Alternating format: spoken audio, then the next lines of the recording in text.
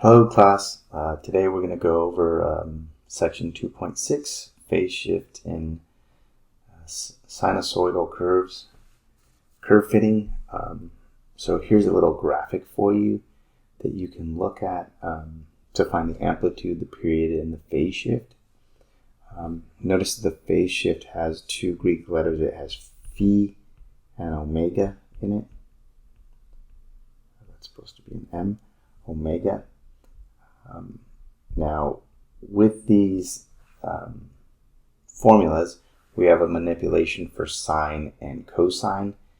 And see how the phase shift is phi over omega, but the formulas that we have don't have omega, or don't have the phi over the omega. So what we're going to do is we're going to manipulate the problem so it can make it easier for us to be able to find all our information. So here's what I'm going to do. I'm going to take our equation y equals 3 sine of 2x minus theta, and I'm going to manipulate it just a little bit. So I'm going to change it to y is equal to 3 sine of 2 times the quantity x minus pi over 2.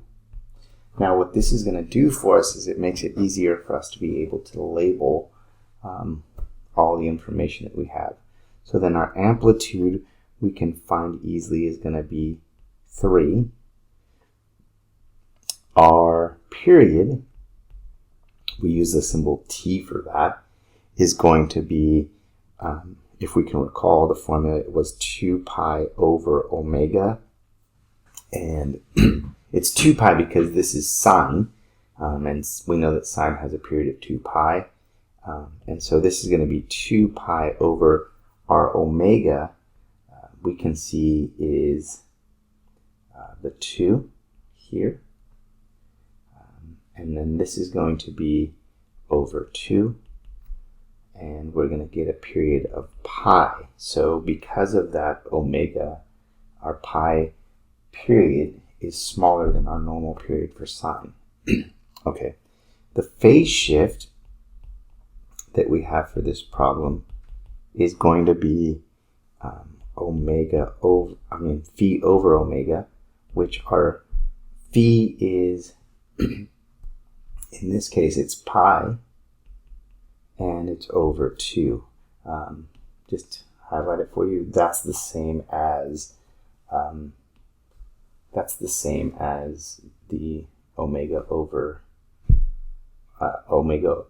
phi over omega. So just to the general case, so you guys can have it, we could do y is equal to a sine of omega times x minus phi over omega. And then that way you can see the labels for that. And then for cosine, it would be a cosine of omega x minus phi times omega. Those are two useful formulas that you may want to include in your notes for the exam.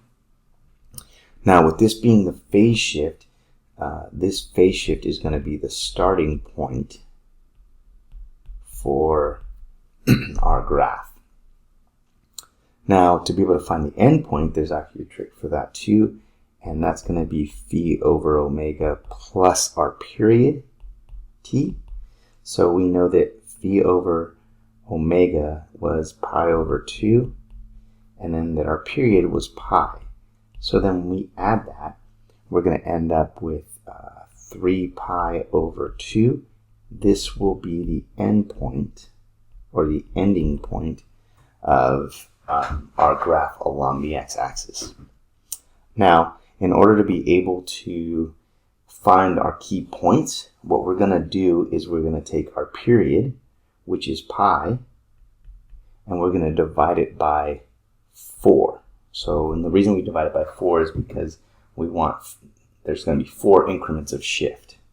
And so this pi over 4 is what we're going to add to our starting point until we reach our ending point. So I'll explain that in greater detail in just a second. So that's what we're going to be adding. So our starting point we know is pi over 2.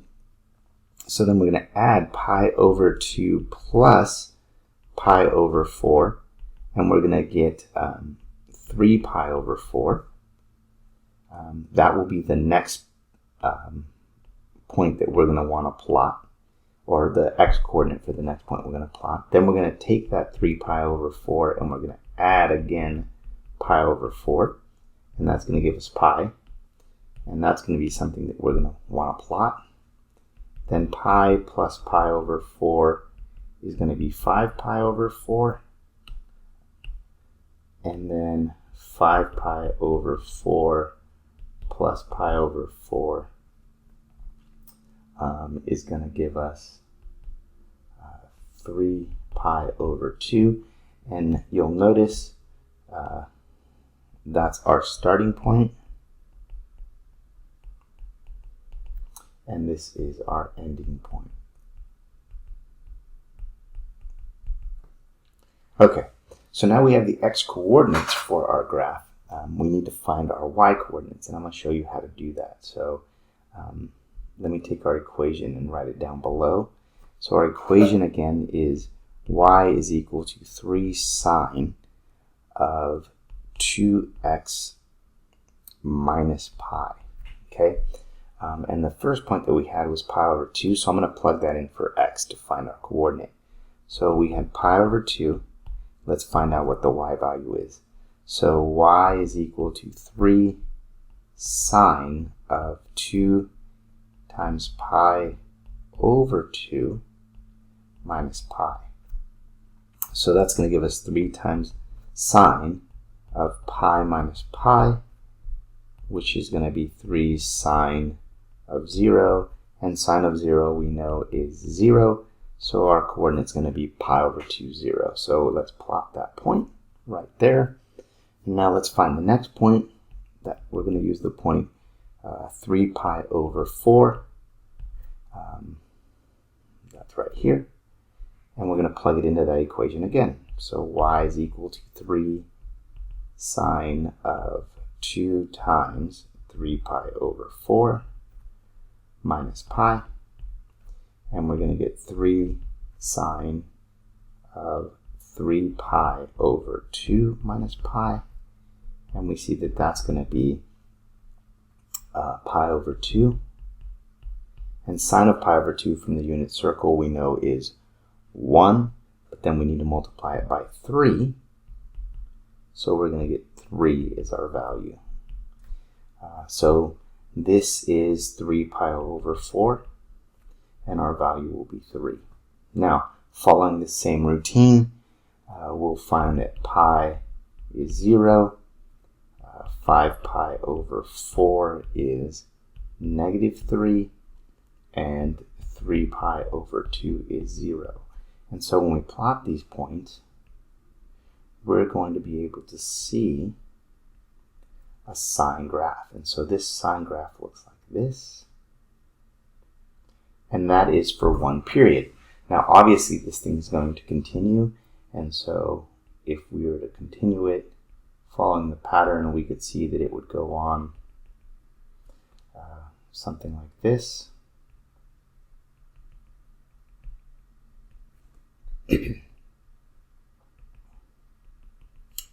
And obviously continuing on and on and on. So that's one example for you on how to graph these functions. Again, this is something that I find will be very, very useful to be able to find the information that you need. Okay, let's graph one more.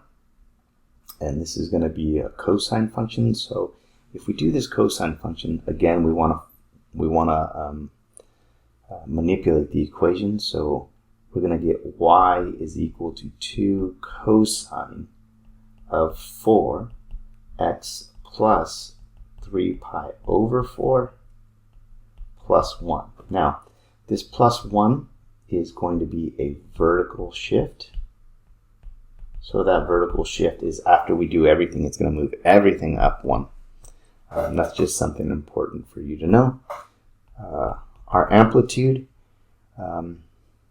again, I'll write that equation for you guys so you guys have it. It's a cosine of omega x minus phi over omega. So you can get the information, and then obviously the vertical shift. So the A in this case, our amplitude is 2. Our period, again, remembering the formula, it's 2 pi over omega, because cosine has a period of 2 pi. And so it's going to be 2 pi over 4, which is going to give us a period of pi over 2. So we're really shrinking this thing from 2 pi to pi over 4. We're bringing it in compact. To find the phase shift, it's again phi over omega, and that's going to give us a negative 3 pi over 4. And the reason it's negative is because if we notice, it's supposed to be a minus sign, and we have a plus. And so it's going to be the opposite sign of what's in there. This is going to be our starting point. Very similar to the sine function.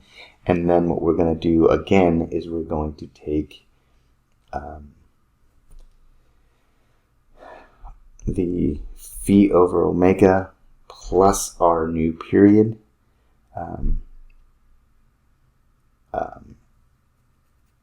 And so we're going to end up with, plus the period. And so our period is pi over, it's going to be negative 3 pi over 4 plus pi over 2. And that's going to give us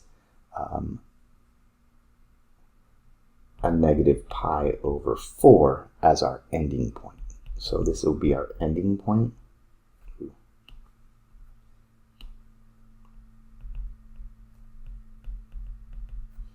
Okay, now taking the period and dividing the period by 4 is going to tell us what to add to the starting point until we get to the end point.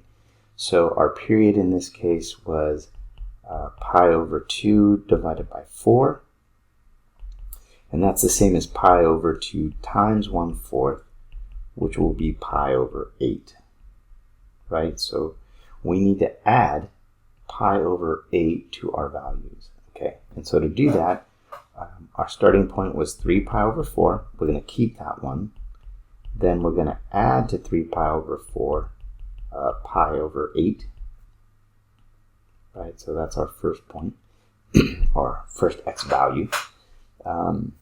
This is going to give us a negative 5 pi over 8. Highlight that because that's going to be our next point that we're going to use. Then negative 5 pi over 8 plus pi over 8 is going to be a negative 4 pi over 8, which is the same as a negative pi over 2. Then a negative pi over 2 plus pi over 8. That's going to give us a negative 3 pi over 8. And then that negative 3 pi over 8 plus pi over 8 is going to give us a negative pi over 4. Now, we know that we've done the math correctly because this is in fact our starting point. And this is in fact our ending point. And again, just to confirm that, and I'll do it in a different color so there's not all one thing. Our starting point was here, right? Our ending point was here. And we can see that this is in agreement with our starting and end points after we've done the math. So, to manipulate these problems just like we did before, I'll use the first example. And remember, it was y is equal to 2 cosine of 4x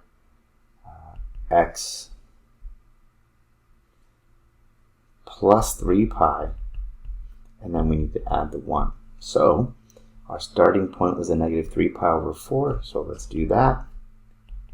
So 3 pi over 4 plus 3 pi, plus the 1. So that's going to give us 2 cosine of 3 pi. Oh, and this was supposed to be a negative here.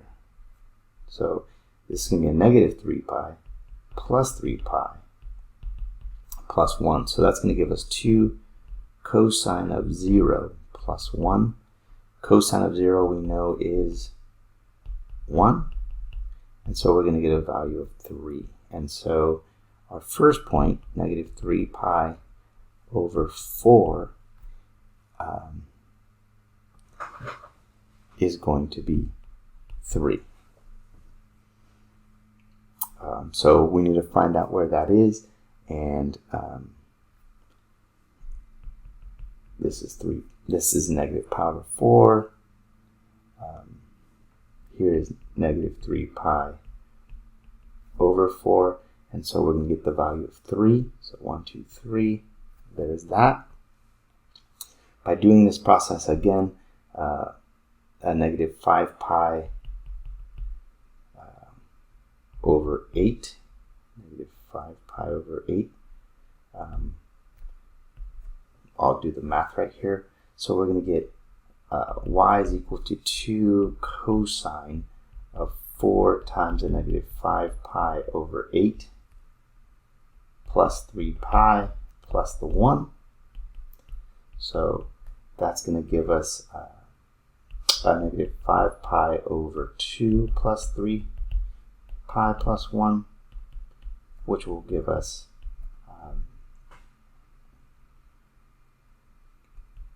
pi over 2 value plus 1. And that's going to give us 2 cosine of pi over 2, but we know that cosine of pi over 2 is 0. So that's going to be 2 times 0 plus 1, or just 1. So then when we go to 5 pi over 8, that's halfway there. That value is going to be 1. And then for our next value, negative pi over 2, we're going to follow the process and just do the rest of them. So you can check your math or ask me questions if you'd like later. But I'll get all the points plotted for you for this one. So at negative pi over 2, it's going to be a negative 1. At negative 3 pi over 8, it will be 1. And at negative pi over 4, it'll be 3. So when we plot these points, it's going to be here. This value here is negative 3 pi over 8. We're going to get 1. And then at negative pi over 4, we're going to get a value of 3. And so this is what one period of this function would look like. That's crazy, right? But then what we can do is we can extend it. I want to change colors. We can just follow the pattern. And you can see this is what all of these manipulations will do. And obviously, because it's a sine function, it goes on forever. But this is the process that you're going to take to solve these problems. You can see this is going to take some practice and it's going to be a little bit tedious, but again, the more that you're able to have these formulas down and use them to get the information that you need, the more beneficial it will be. If you need any help with any of this, please feel free to post a question on the discussion board or ask me questions. I'd love to help. Here's just a quick review for you guys to look at so that you can find the period, the phase shift, and the amplitude, and then knowing how to find your intervals to be able to then graph these problems. As always, best of luck. Have a great day.